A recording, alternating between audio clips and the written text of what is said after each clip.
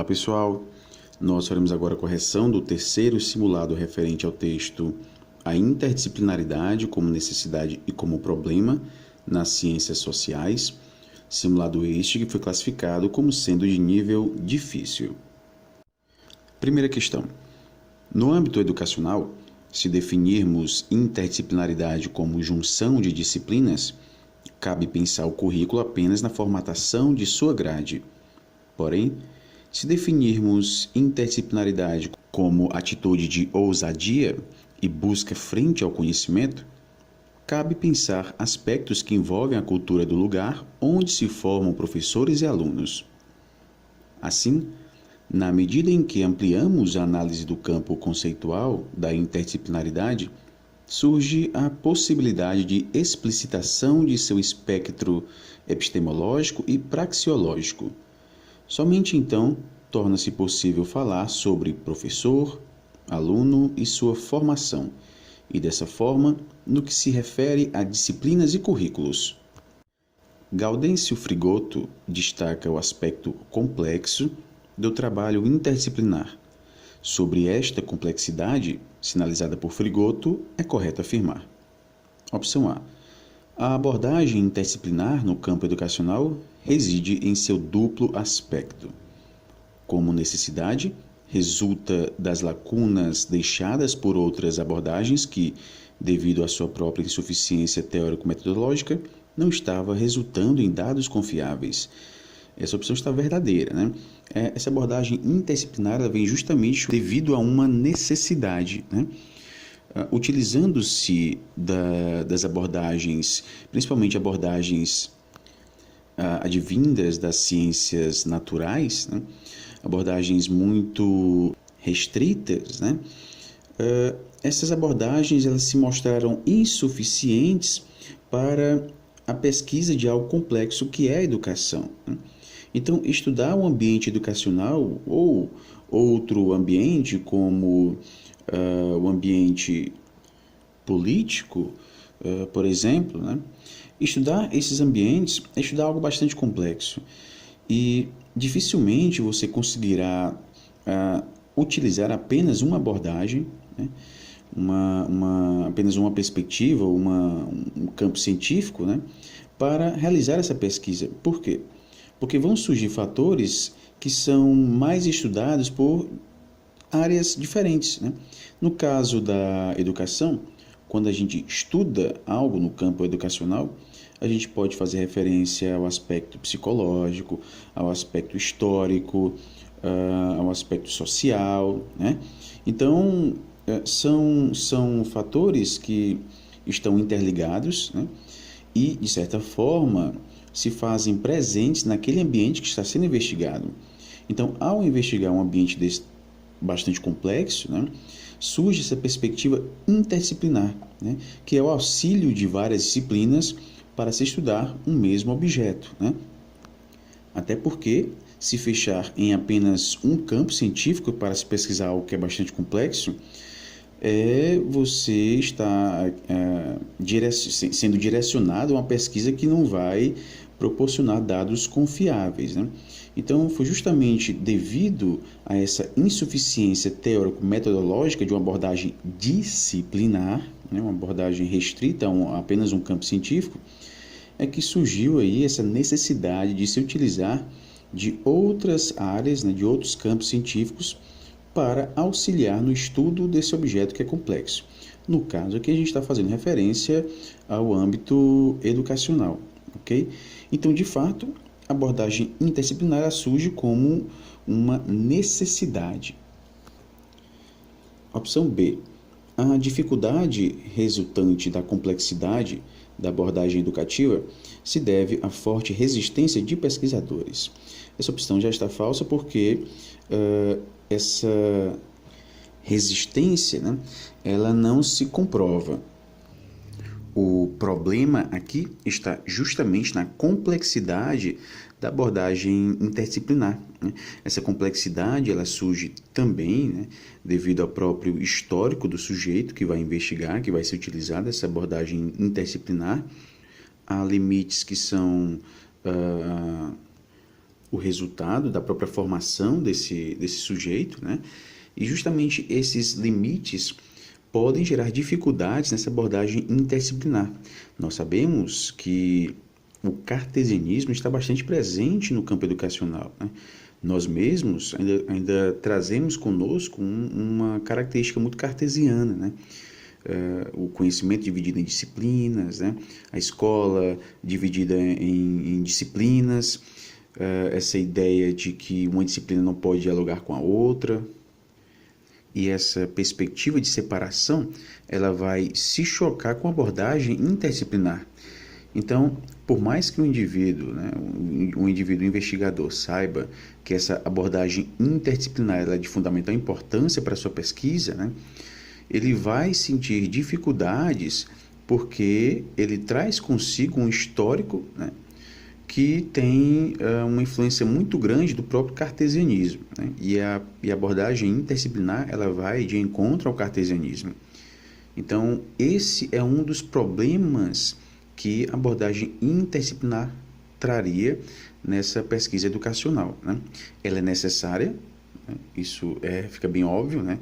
Ela se mostra como uma necessidade e ela se mostra como um problema porque não é fácil a gente ter uma formação cartesiana e se utilizar de uma abordagem interdisciplinar.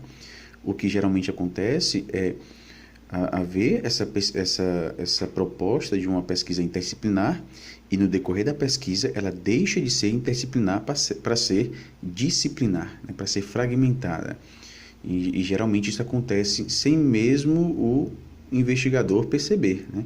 Então, às vezes, ele inicia sua pesquisa com essa perspectiva interdisciplinar e durante a pesquisa ele vai caminhando para a fragmentação, né, para a disciplinaridade. E isso é o resultado do seu próprio processo histórico, né? Então, essa complexidade ela não se dá à resistência de pesquisadores. A dificuldade também é resultante da falta de interesse por práticas inovadoras, também está falsa, né? Não há isso aqui no texto. Sendo mantida a característica do cartesianismo, também está falso, né? A ideia aqui é justamente superar o cartesianismo por meio de abordagens como uma abordagem interdisciplinar. Opção C, a complexidade resulta de um duplo aspecto, como problema e como necessidade. Até aqui tudo bem, né? No âmbito da necessidade, devemos permanecer apenas na prática empírica, procedendo a uma análise detalhada dos porquês dessa prática histórica e culturalmente contextualizados. Essa opção está falsa, né? É importante a gente entender que a abordagem interdisciplinar ela deve, digamos, superar essa fragmentação, né? Fragmentação que também tem uma herança muito grande do empiricismo e do positivismo, né? Positivismo com a ideia de separação do sujeito com o objeto pesquisado, né? A ideia de neutralidade, né? O empiricismo muito focado na própria vivência prática, né? Vai negar que a existência de princípios racionais, então tudo é reduzido ao aspecto prático, né? Então, a ideia, a abordagem interdisciplinar, ela vai se contrapor, né, a essa perspectiva positivista e empiricista. Opção D, a pesquisa interdisciplinar somente torna-se possível onde várias disciplinas se reúnem a partir de objetos diferentes. Porém, é necessário criar-se uma situação-problema, no sentido onde a ideia de projeto nasça da consciência comum, da fé dos investigadores no conhecimento da complexidade do mesmo e na disponibilidade destes em redefinir o projeto a cada dúvida ou a cada resposta encontrada. Bem, pessoal, essa opção ela se torna falsa por conta de uma palavrinha, né? Vejam só, a pesquisa interdisciplinar somente torna-se possível onde várias disciplinas se reúnem a partir de objetos diferentes. É justamente nessa palavrinha, diferentes, né? Na verdade, é a partir de um mesmo objeto, ok? Porque se a gente tem aqui várias disciplinas se reunindo a partir de objetos diferentes, A gente tem uma perspectiva multidisciplinar e não interdisciplinar, ok? A pesquisa interdisciplinar é quando a gente tem a reunião de várias disciplinas, né? A integração de várias disciplinas estudando um mesmo objeto e não objetos diferentes, ok? Se aí tivesse, se reúnem a partir de um mesmo objeto, aí toda a opção estaria verdadeira, né? É necessário criar-se uma situação-problema, no sentido onde a ideia de projeto nasça da consciência comum, da fé dos investigadores no conhecimento da complexidade do mesmo, né? O objeto é tão complexo que é necessária uma pesquisa interdisciplinar, né? E na disponibilidade destes, né, dos investigadores, em redefinir o projeto a cada dúvida ou a cada resposta encontrada. Então, durante essa pesquisa que segue a abordagem interdisciplinar, né, é aceitável haver mudanças durante a pesquisa, né?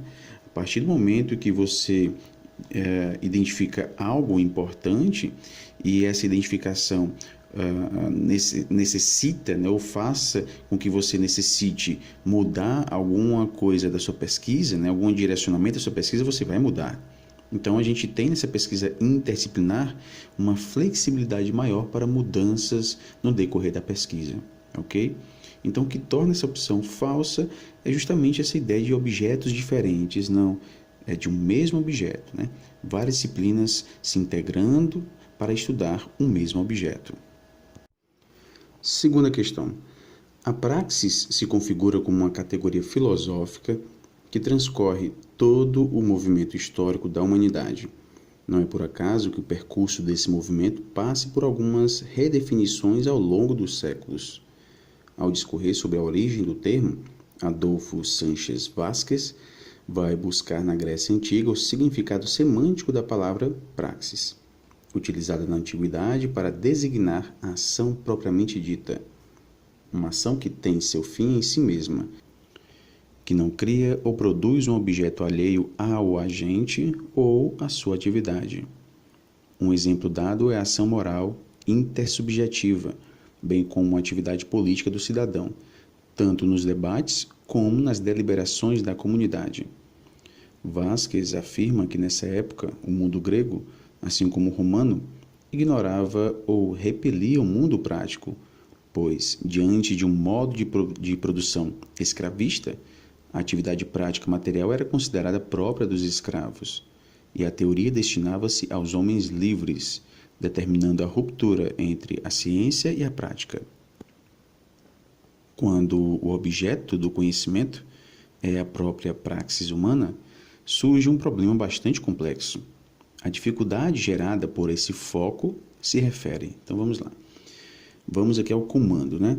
Quando o objeto do conhecimento é a própria praxis humana, surge um problema bastante complexo. Aqui diz respeito justamente ao problema que Frigoto nos traz em seu texto.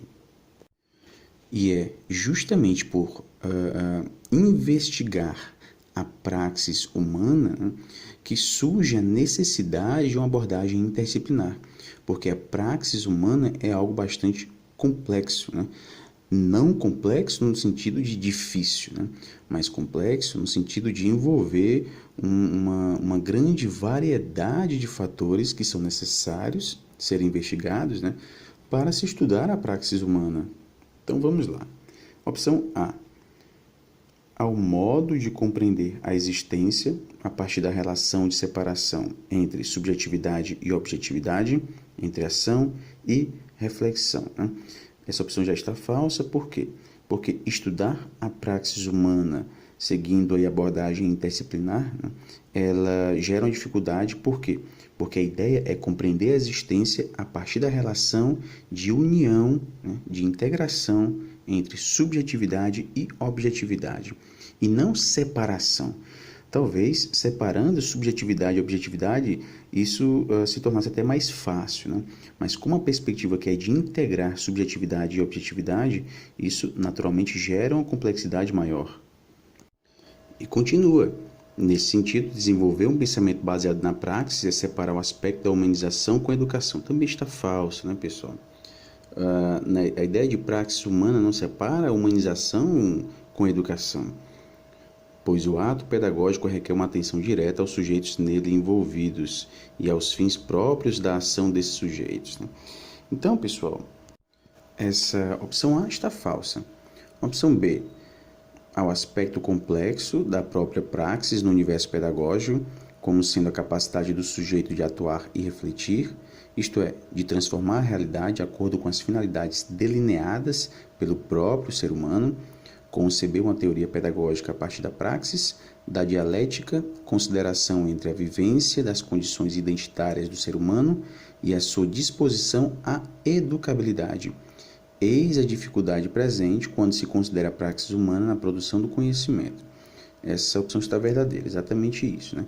Essa complexidade, ela surge aí da própria limitação do sujeito em atuar e refletir, né? E essa limitação acaba dificultando a compreensão da própria praxis, né? Ela dificulta, mas não impossibilita.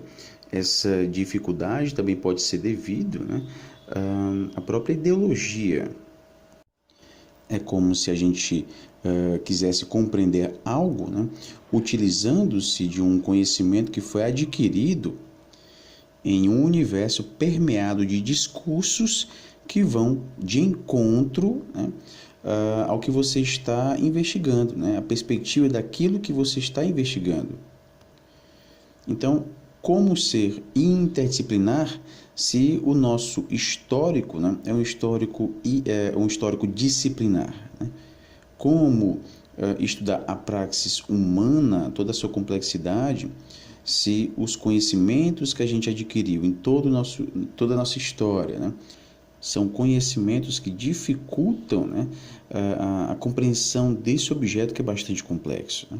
Então, é aí que está a grande dificuldade, né, o problema. Então, essa opção B está verdadeira. Opção C, a separação do agir individual com o agir social, está falsa já, né? Não a separação, algo que está no centro de toda a filosofia inaugurada por Karl Marx e pelo seu modo de abordar os problemas da produção e da ciência. O problema está na relação não dialética da sociedade como produtora do homem. Está falsa, né? A sociedade como não produtora do homem. Aqui, na verdade, Marx vai dizer que é dialético, né? O homem produz a sociedade e a sociedade produz o homem, né? Ambos vão se produzindo, né? Processo dialético. Daí, o homem não é visto como agente produtor, daí a dificuldade gerada pela praxis humana. Também está falso. O homem é sim visto como agente produtor. Opção D, a ideia de que a produção ou praxis humana engloba apenas o trabalho, deixando de lado todas as atividades que se objetivam em relações sociais, instituições, carecimentos, ciência, arte, etc. Já está falsa, porque ela não vai deixar de lado essas outras atividades, ok? Esta limitação atravessa todo o pensamento de Marx e constitui o seu princípio fundamental, né?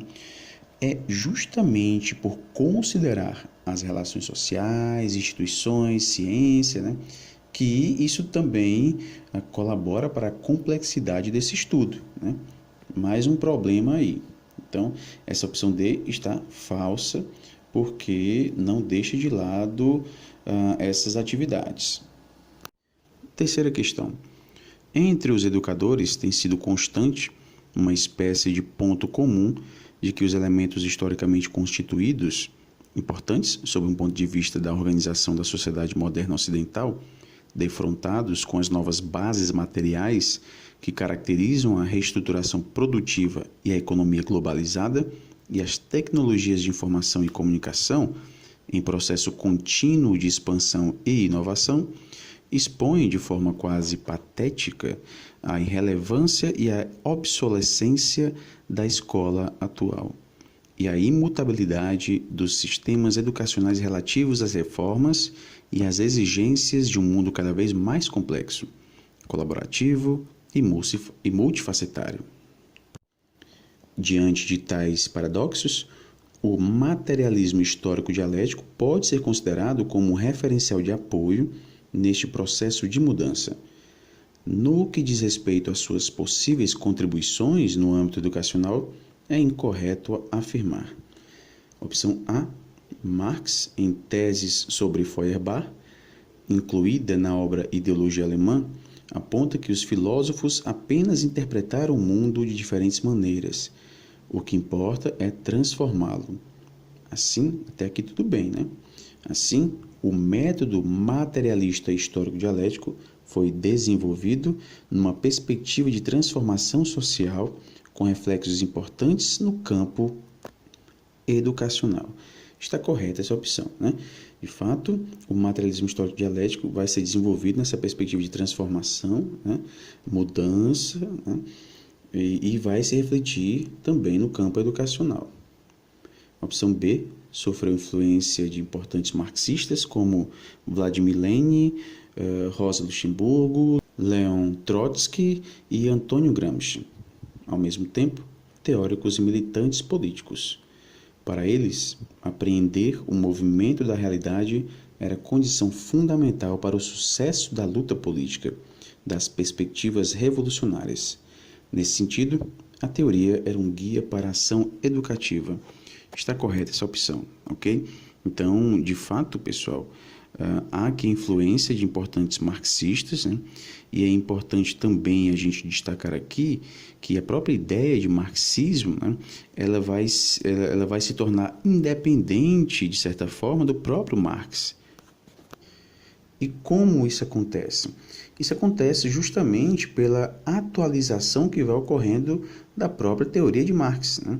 Então, é como se a gente tivesse uma teoria e essa teoria, ou o campo científico, enfim, isso fosse sendo atualizado, né, de acordo com as novas descobertas, né, novos pensadores com novas perspectivas. Então, o marxismo ele vai se transformando, ele vai se modificando.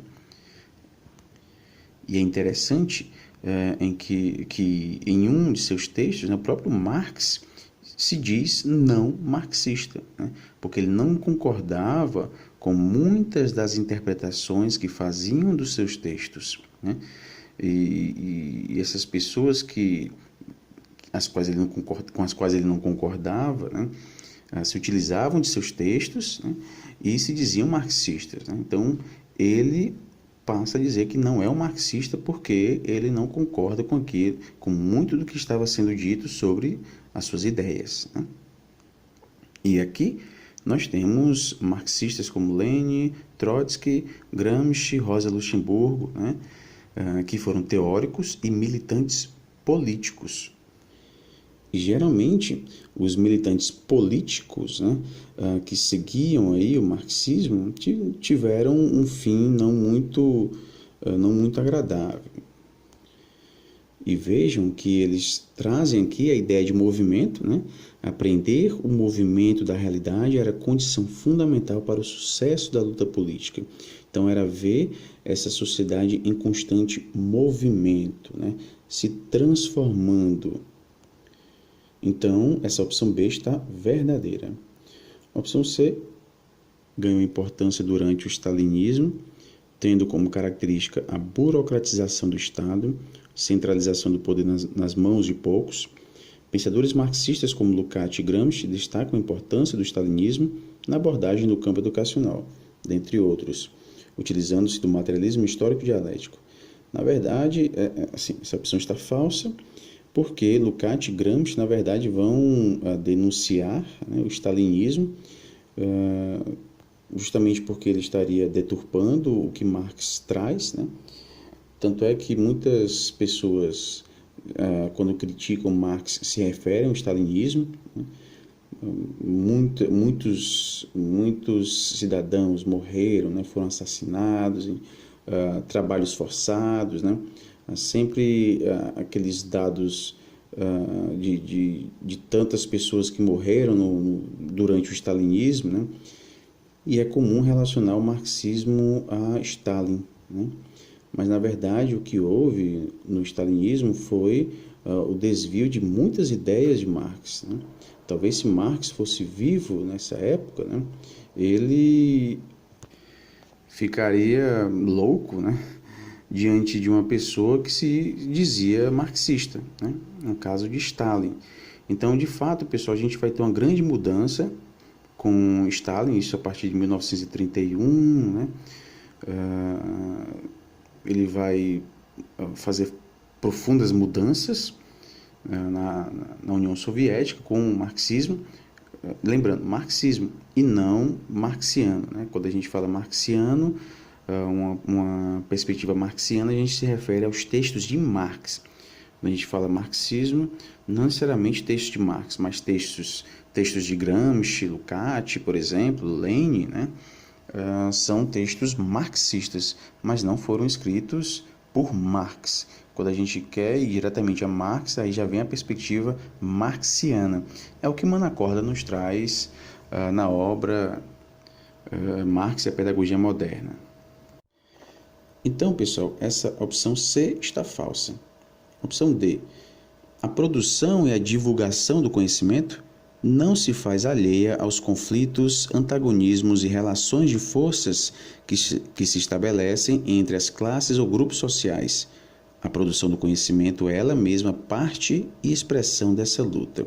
Está correta essa opção. E é importante destacar, né, que os conflitos, os antagonismos, né, são importantes fatores que devem estar presentes no campo educacional. Então, na própria educação formal, né, devem ser abordados os antagonismos do sistema, para que justamente os jovens, né, compreendam como funciona a própria economia, né? Como essa economia gera antagonismos, isso principalmente quando se faz uma crítica ao capitalismo, né? Então, de nenhuma maneira deveria ser deixado de lado no campo educacional a discussão sobre exploração, antagonismos, né? Contradições do próprio sistema. Por isso que a produção e a divulgação do conhecimento não se faz alheia aos conflitos, antagonismos e relações de força. Quarta questão. O conceito de neutralidade da ciência, no sentido amplo, deve ser analisado em alguns componentes, um dos quais é a imparcialidade. Outro dos componentes da neutralidade, no sentido amplo, é a neutralidade no sentido estrito, que por sua vez é formada pela neutralidade aplicada e a neutralidade cognitiva. O relativismo é evitado pela afirmação da tese da imparcialidade, ou seja, a tese de que a ciência é imparcial. O espírito crítico é mantido pela tese da não neutralidade, no sentido estrito, ou seja, pela afirmação de que a ciência não tem como atributos nem a neutralidade cognitiva, nem a neutralidade aplicada. No sentido do materialismo histórico dialético, é correto afirmar. Nós já podemos adiantar aqui, né, que o materialismo histórico dialético ele vai de encontro a essa neutralidade da ciência, né? Ou seja, ele não concorda com isso, né? Justamente é aí que ele vai se contrapor ao positivismo, né? Faz uma crítica ao positivismo. Não há essa neutralidade da ciência, não há a neutralidade do investigador, não deve haver esse distanciamento do investigador com o objeto investigado, ok? Então vamos lá. Opção A. A produção e a divulgação do conhecimento se faz alheia aos conflitos, antagonismos e relações sociais.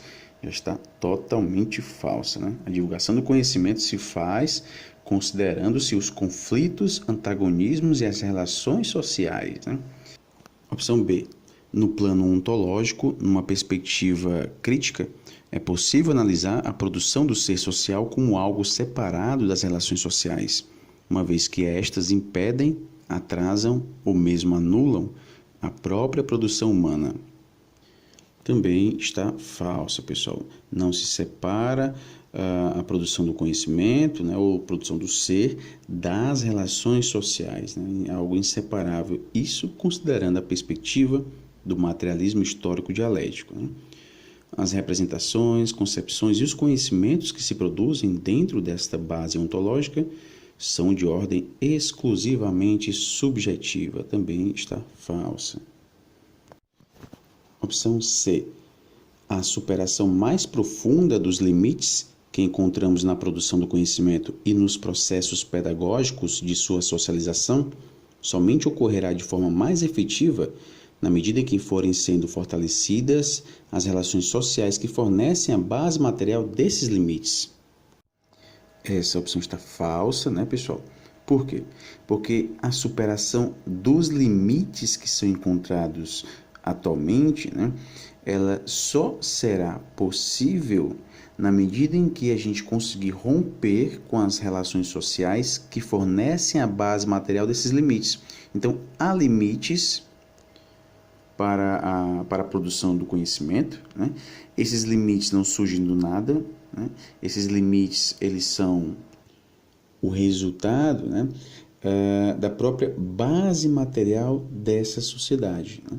Então, a base material dessa sociedade, daí vem a perspectiva materialista, né, ela proporciona o surgimento desses limites.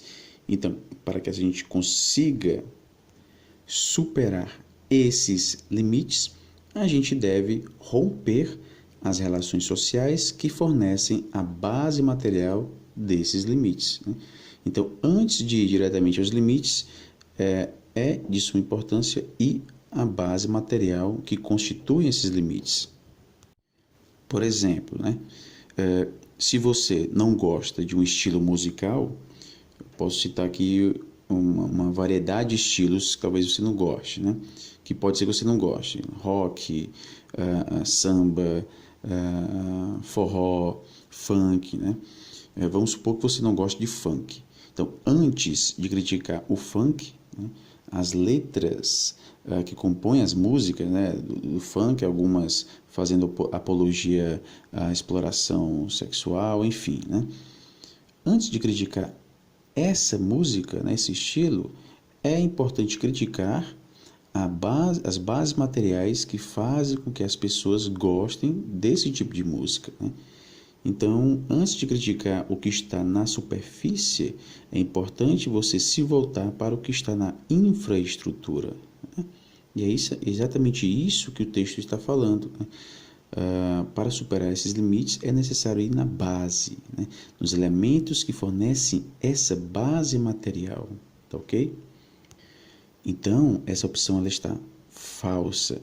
Por quê? Porque para superar esses limites, deve-se primeiramente romper com essas relações sociais que fornecem essa base material para esses limites e não fortalecê-las.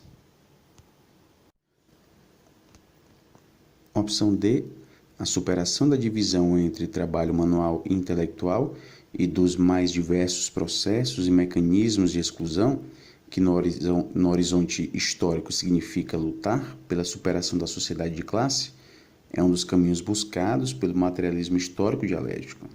Essa opção está correta. O foco principal aqui é superar a divisão entre trabalho manual e trabalho intelectual, né? Essa divisão que ocorre no trabalho se reflete na sociedade, né? Essa fragmentação. Quinta questão. A palavra ideologia pode ser pensada etimologicamente como a ciência ou o estudo das ideias, e foi precisamente com este sentido que ela surgiu pela primeira vez, quando, em 1801, logo após a Revolução Francesa, Antoine Destutt de Tracy, um iluminista liberal, escreveu um livro intitulado Éléments d'idéologie, Elementos de Ideologia. Posteriormente, debruçaram-se sobre o conceito de ideologia pensadores importantes como Marx, Engels e Gramsci. Para este último, Gramsci, somente as ideologias orgânicas deviam ser consideradas, ou seja, só aquelas vinculadas a uma das classes fundamentais da sociedade, no caso do capitalismo, a burguesia e o proletariado. No que diz respeito ao conceito de ideologia, assinale a alternativa incorreta. Opção A. Com sua noção de ideologia, Gramsci oferece uma concepção axiológica da política e, com sua noção de hegemonia, uma concepção política dos valores. Tais concepções estão intrinsecamente relacionadas ao tema da dominação, em particular, a dominação de classe.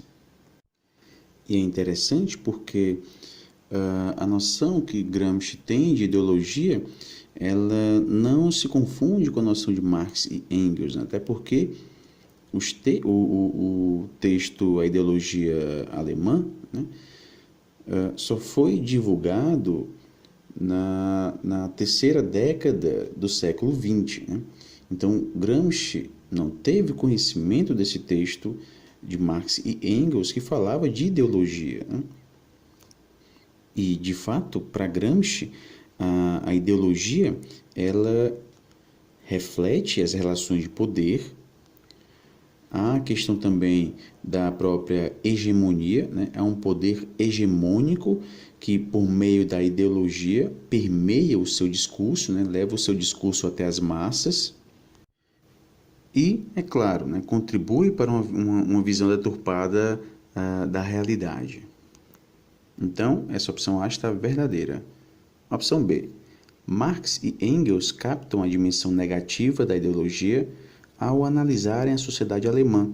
Destacam que os ideólogos alemães, apesar de sua insubordinação intelectual e política diante do conservadorismo reinante na Alemanha, acabam, mesmo sem ter a intenção, projetando as contradições do mundo real na consciência e criando soluções puramente espirituais ou discursivas que ocultam efetivamente ou disfarçam a existência e o caráter dessas contradições.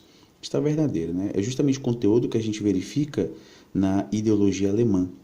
Eles criticam essa forma de pensar, né? Eles criticam, claro, os grandes pensadores alemães, dentre eles Hegel, né? E é interessante que eles dizem que os próprios pensadores não têm consciência de que aquilo que eles produzem é o resultado dessa ideologia. É uma visão que não condiz com a realidade, mas eles não têm consciência disso. E as soluções que eles criam, justamente por serem influenciados por essa ideologia, são soluções puramente espirituais ou discursivas. É a famosa crítica da crítica. Não se parte aqui para o aspecto prático, né, da mudança efetiva, né? É isso que é o reflexo, né? Isso se reflete, na verdade, em uma crítica de Marx, né, a esses filósofos, né, que faziam apenas a crítica da crítica. Agora, eles faziam a crítica da crítica, mas de uma forma inconsciente, né? Eles não percebiam que eram influenciados por essa ideologia. Portanto, pessoal, essa opção B também está verdadeira. Opção C. A ideologia em Gramsci é uma construção imaginária, sem materialidade estrutural. Há o foco em classificá-la como falsa ou verdadeira. Essa opção está falsa porque a ideologia em Gramsci ela tem sim uma materialidade estrutural.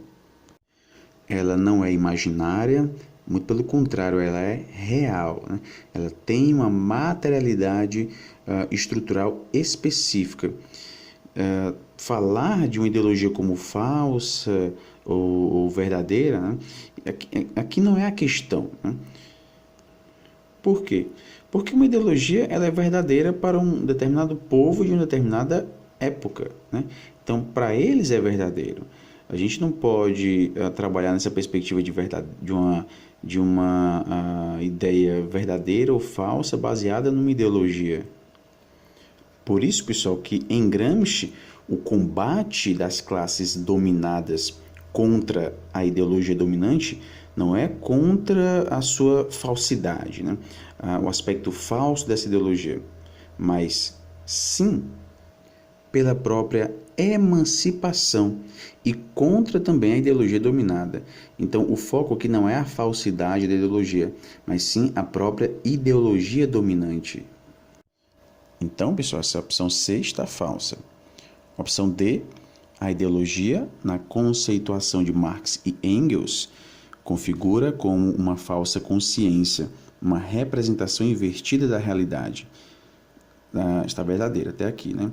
Então, vocês conseguem perceber a diferença da abordagem de Marx e Engels, né, para a de Gramsci, né?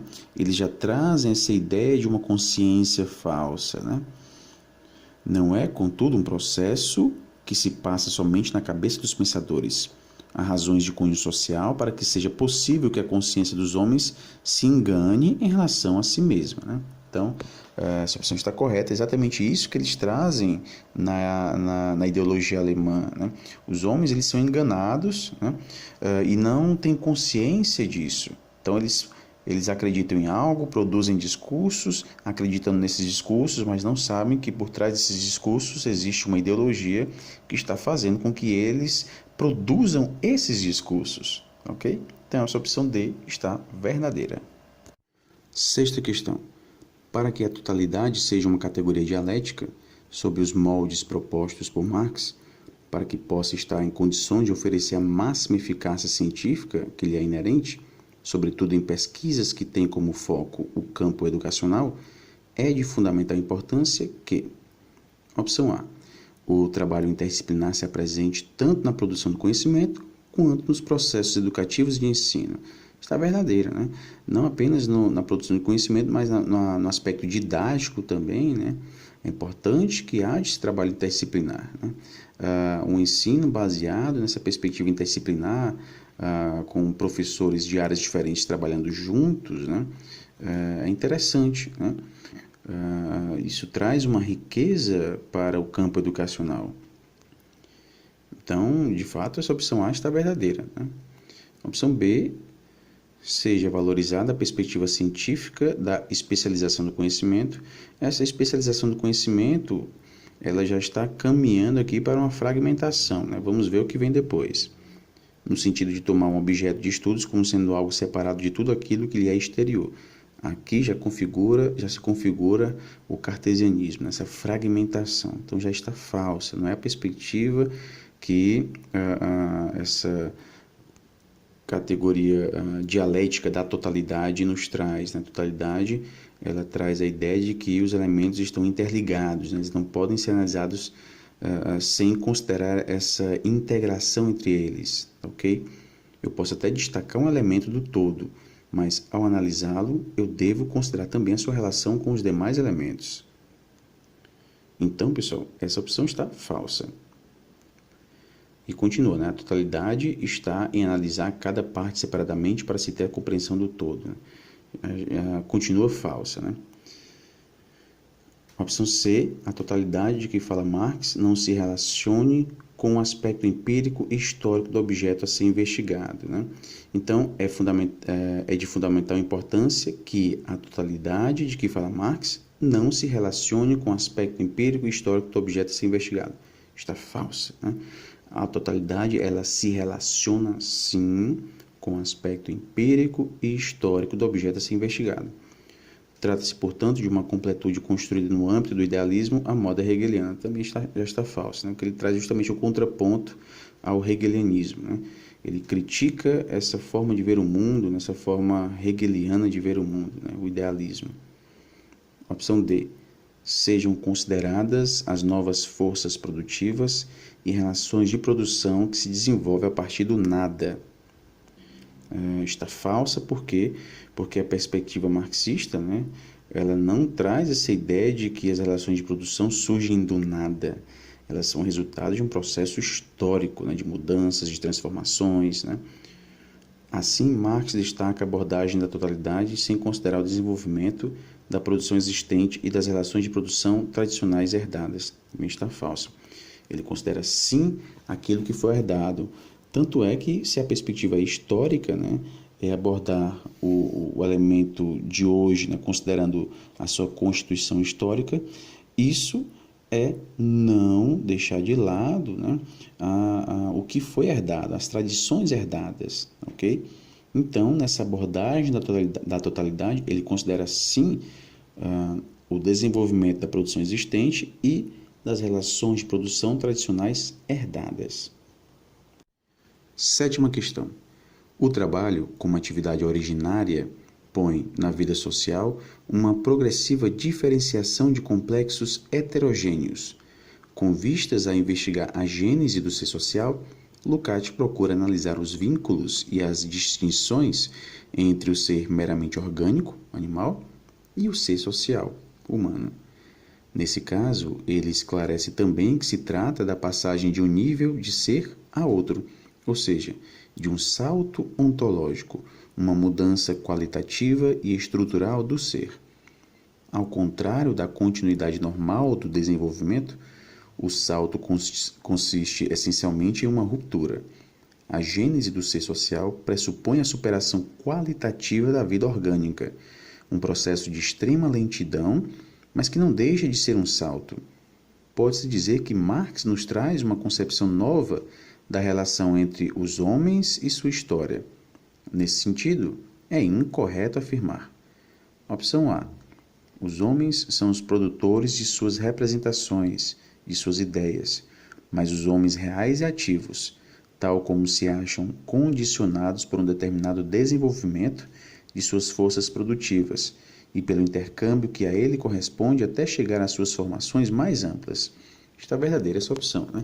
De fato, os homens são vistos aqui como produtores de suas representações, de suas ideias, né?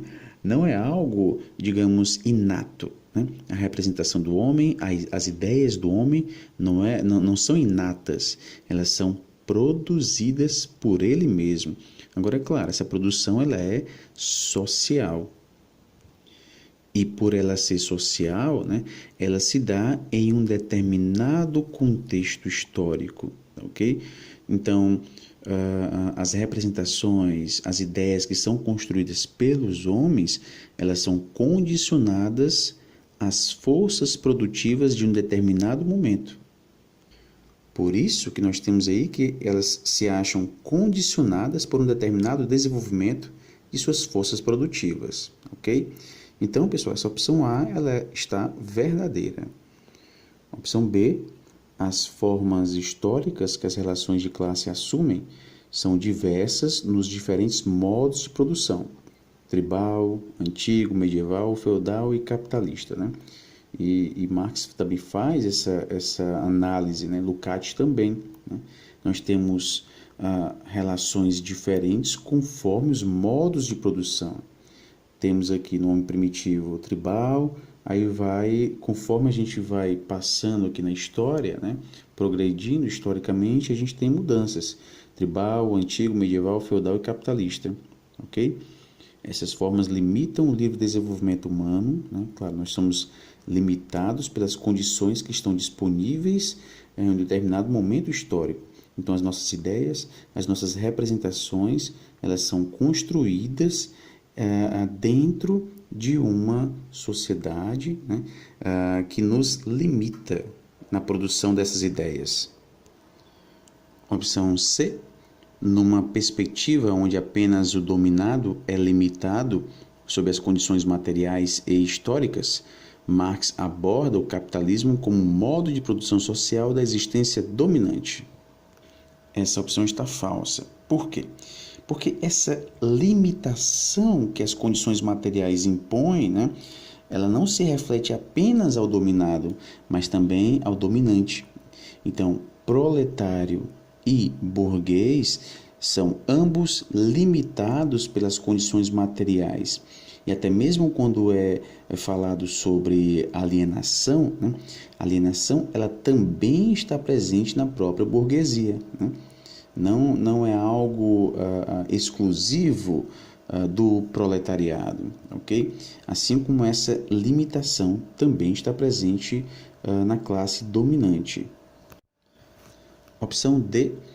Sob condições históricas, a humanização do homem é produzida sob relações de dominação, exclusão e alienação mediante a cisão dos homens em classes e grupos sociais.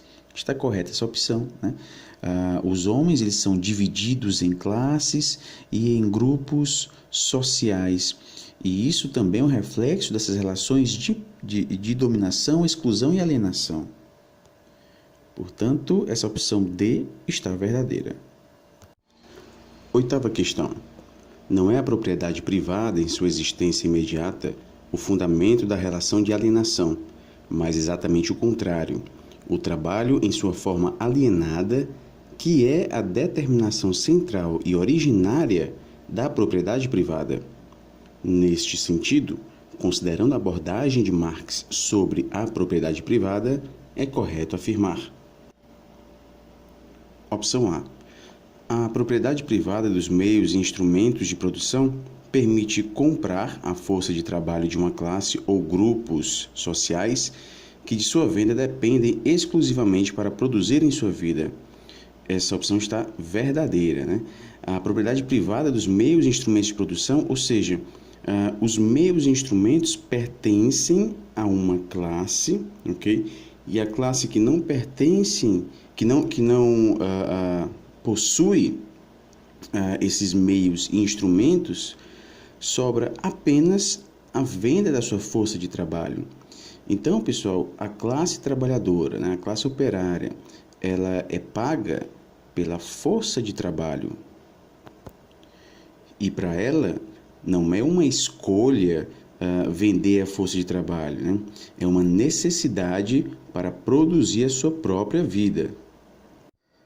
E aquele que detém a propriedade privada dos meios e instrumentos de produção não precisa, né, dispor da sua força de trabalho, né, uma vez que ele compra a força de trabalho de outro homem, né?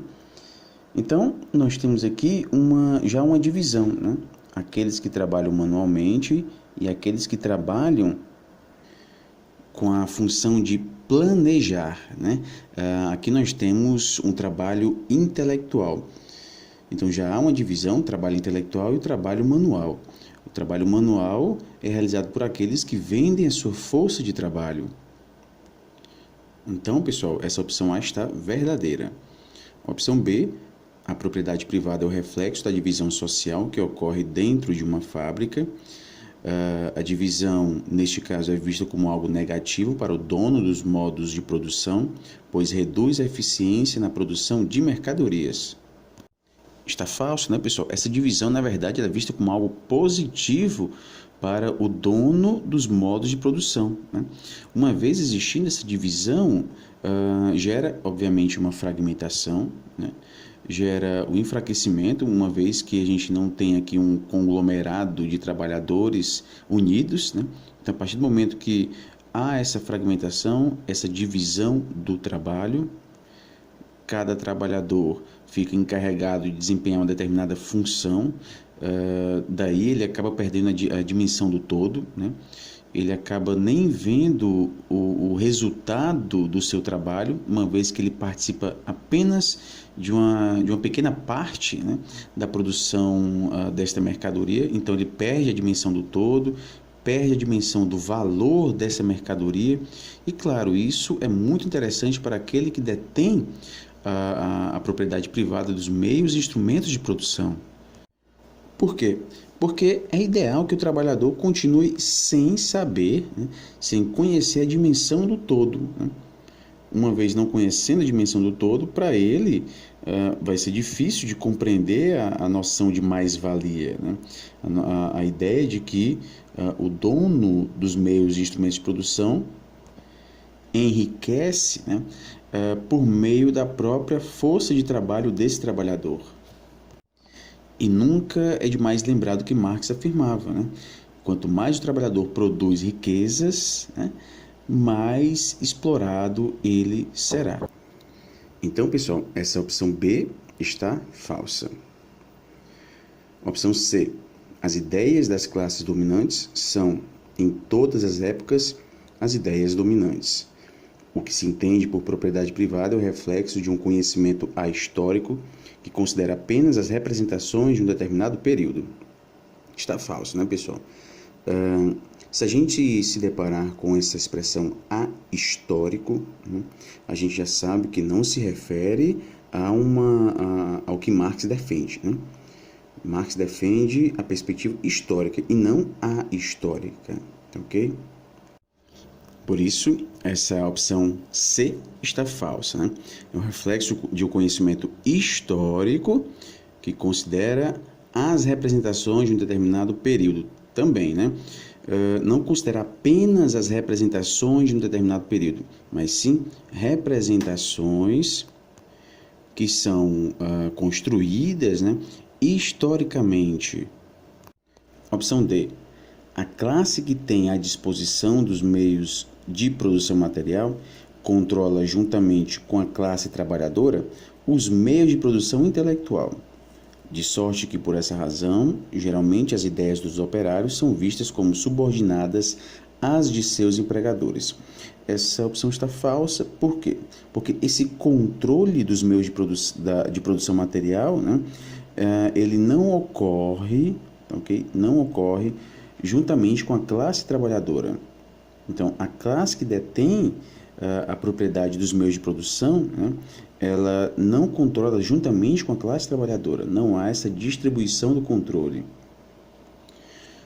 E os meios de produção intelectual, né, não apenas os meios de produção material, como os meios de produção intelectual, são controlados pela classe dominante.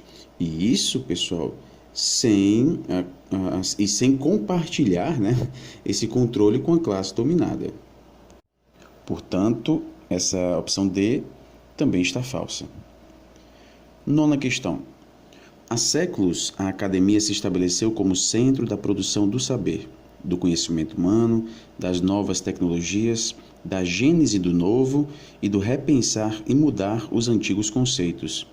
Como o conhecimento humano produzido era transmitido pela oralidade, uma parte podia se perder ao longo do tempo em virtude de uma série de fatores inerentes à condição humana: imigração, exílio do detentor do saber, mortalidade, problemas neurológicos que levassem ao esquecimento, desinteresse do grupo na aquisição do saber, extinção de grupos sociais. No que diz respeito à produção de conhecimento sob viés marxista, é correto afirmar. Opção A.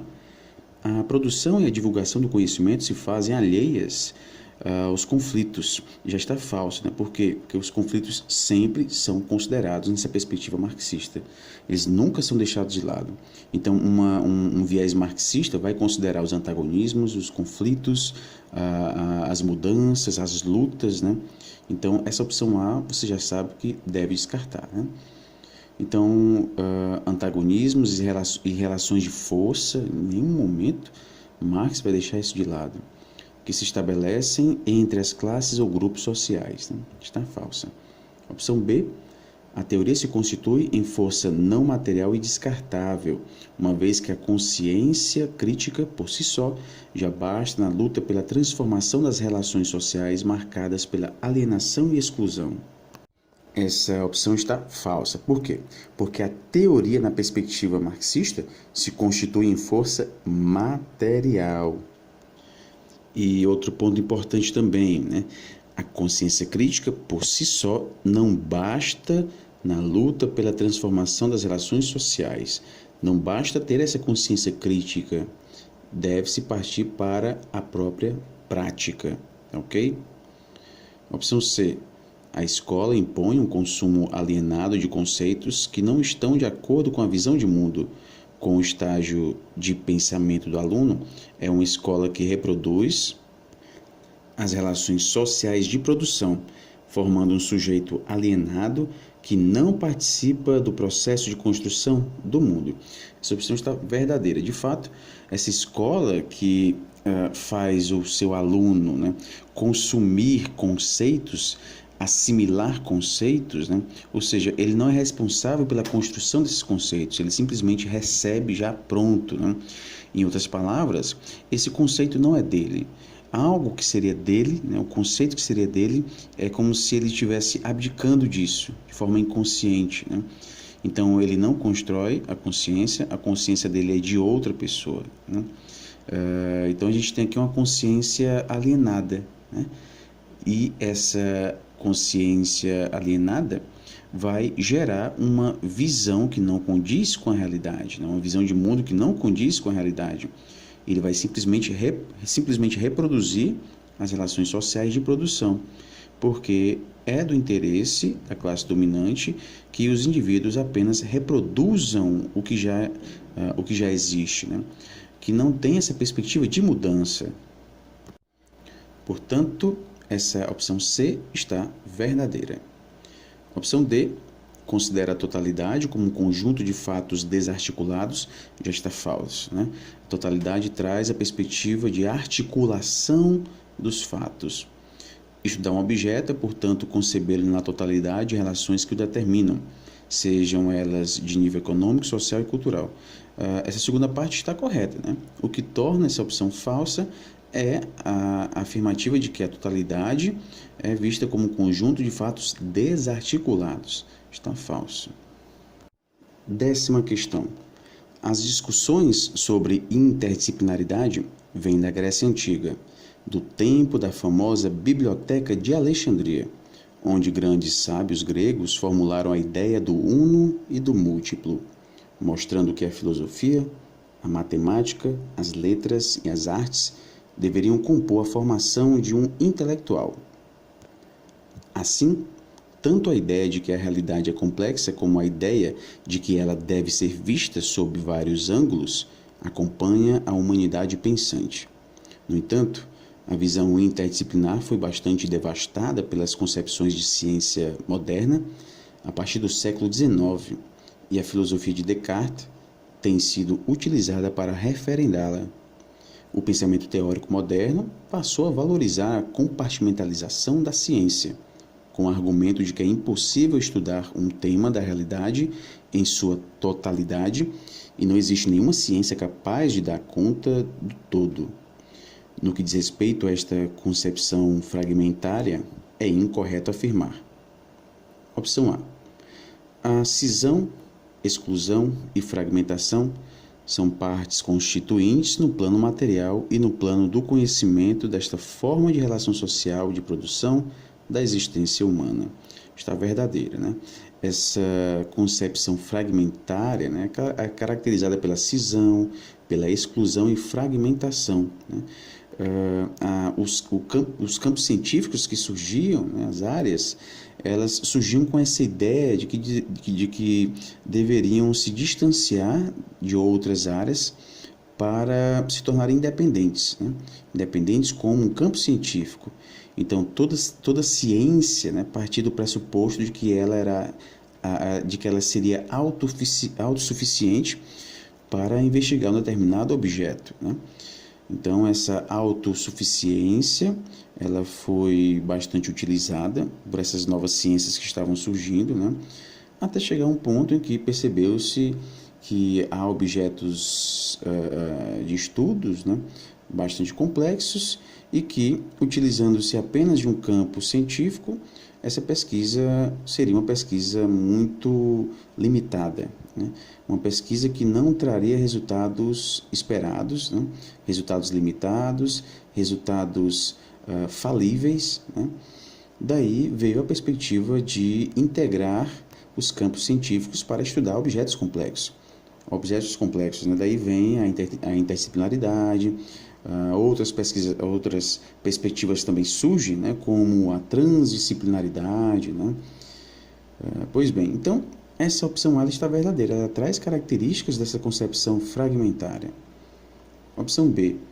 Esta forma fragmentária de compreender a produção do conhecimento arraigado no tecido da materialidade social nos leva a perceber que a própria classe burguesa fica limitada pelas relações sociais que mantém. Essa opção também está verdadeira, né? Só lembrando, pessoal, a limitação que essa visão traz, né, ela não é uma limitação vista apenas na classe operária, né, classe dominada. A burguesia também é limitada, ok? Ela é limitada por essas relações sociais, ok? Opção C. O modo de pensar fragmentário e linear produz conhecimentos que, transformados em ação, trazem inúmeros problemas concretos ao conjunto da humanidade. Essa opção também está verdadeira.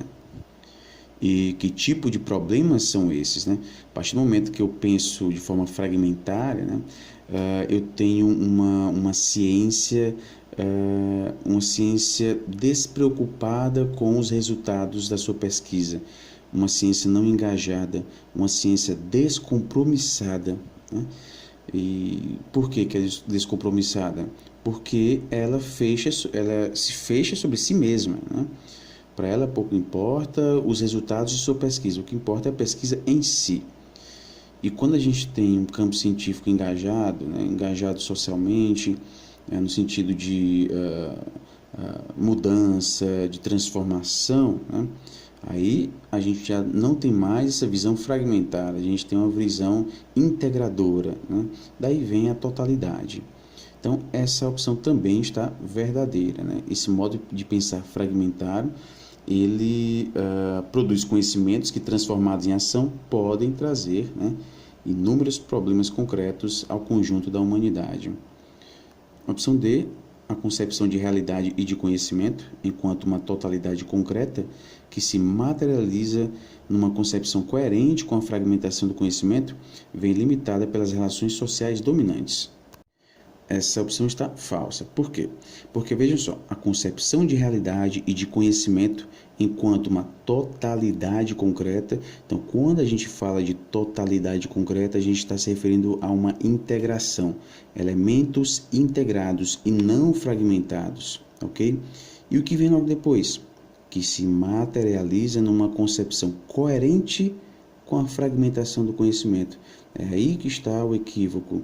Por quê? Porque essa concepção de realidade e de conhecimento enquanto uma totalidade concreta, ela não condiz com essa concepção de fragmentação do conhecimento.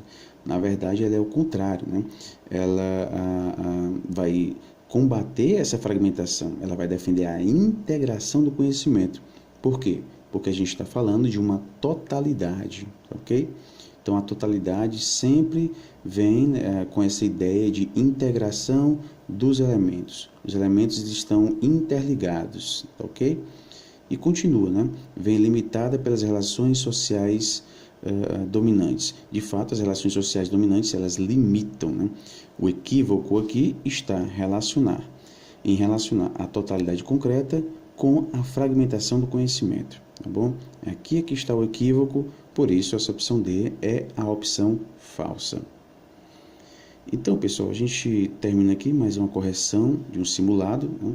O nosso 21º simulado. Espero que vocês estejam refazendo os exercícios, fazendo as leituras também dos textos disponibilizados, assistindo as videoaulas, ok? Então é isso, um forte abraço a todos e até a próxima.